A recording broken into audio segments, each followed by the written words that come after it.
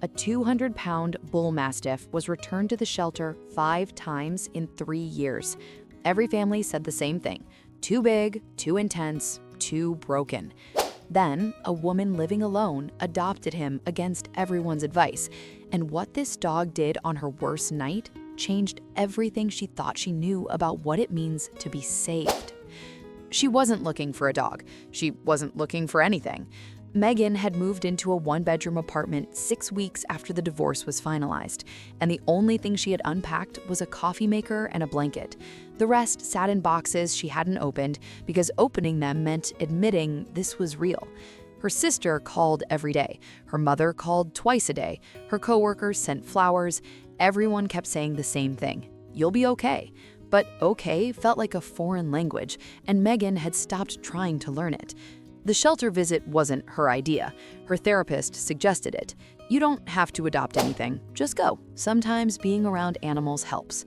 Megan almost didn't go. She sat in the parking lot for 15 minutes, keys in the ignition, trying to convince herself to drive home. Then she saw him through the fence.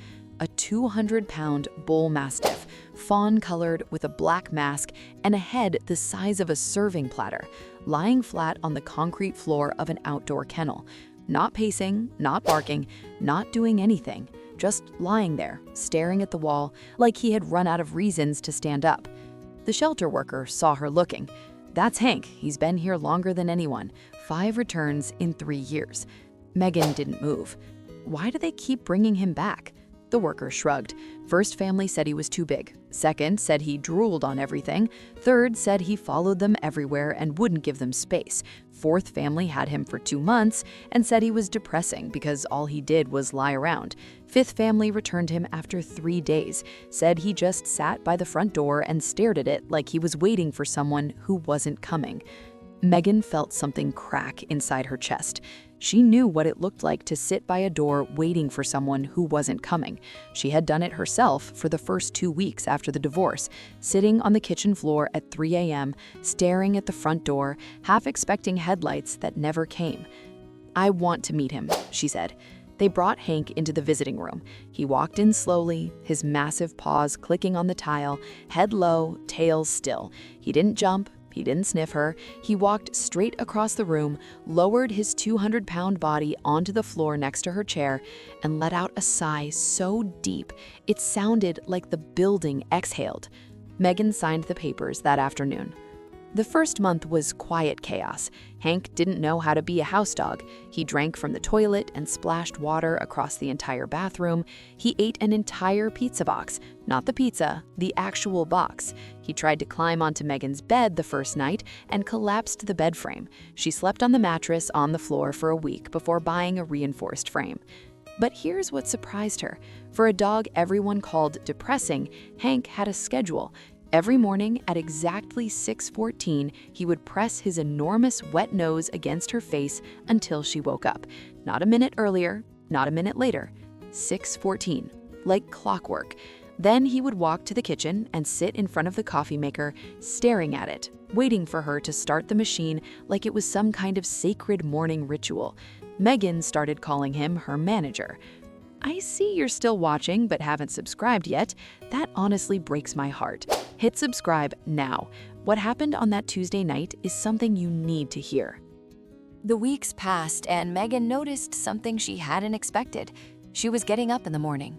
Not because she wanted to, because Hank needed her to. He needed his walk at 7, his food at 7:30, his second walk at noon, his spot on the couch by 8 p.m. He had given her a schedule when she had lost every reason to have one. Her therapist noticed the change before she did. "You're showering regularly again. You're eating meals. You're sleeping." Megan laughed. "I have a 200-pound alarm clock. I don't have a choice." But it was more than that. At night, when the apartment got too quiet and the thoughts got too loud, Hank would do something strange. He would get up from wherever he was lying, walk over to her, and press his entire body against her legs. Not his head, his whole body. 200 pounds of warm, breathing, living pressure against her shins. He would stay there until her breathing slowed down. Every time. Like he could hear her heart rate change from across the room. Some moments remind you why stories like this matter. There's so much more to share. Then came the night that changed everything. It was a Tuesday in March. Megan had gotten the final paperwork from the lawyers. The house was officially sold. The last piece of the life she had built for 11 years was gone. She sat on the bathroom floor at 1:47 a.m., back against the wall, knees pulled to her chest, sobbing so hard she couldn't breathe. She didn't hear him come in. She didn't hear anything over her own crying. But suddenly, there was pressure. 200 pounds of it. Hank had walked into the bathroom, turned his massive body sideways in the tiny space between the toilet and the wall, and pressed himself against her. His enormous head landed on her lap. His body heat wrapped around her like a blanket. And then he did something no one had ever seen him do in 3 years at the shelter. He made a sound, not a bark, not a whine, a low, steady hum, almost like a purr, vibrating through his entire chest and into hers. The shelter workers later told her they had never once heard him vocalize. In 3 years and 5 families, Hank had been completely silent. He found his voice the same night she lost hers. She sat there for 40 minutes. Hank didn't move once, not to shift, not to scratch, not to readjust. He just stayed, humming that low, impossible sound, his head heavy on her lap, until Megan's breathing returned to normal and the tears finally stopped.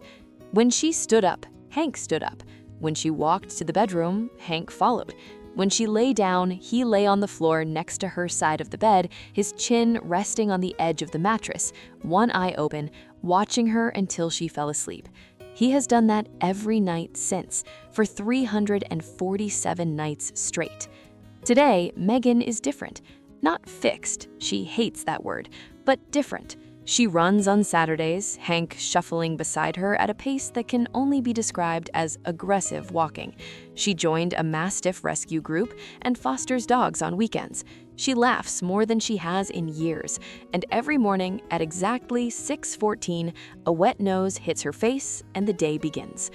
The dog that 5 families called too much, too broken, too depressing, turned out to be the only one who knew how to sit with someone in the dark without trying to fix them. Because sometimes you don't need someone to say you'll be okay. Sometimes you just need 200 pounds of silence, warmth, and a heartbeat next to yours. And sometimes the most broken things in the shelter find the most broken people in the world, and they fix each other without saying a single word. Have you ever had a dog who saved you during the hardest time in your life? Tell me your story in the comments.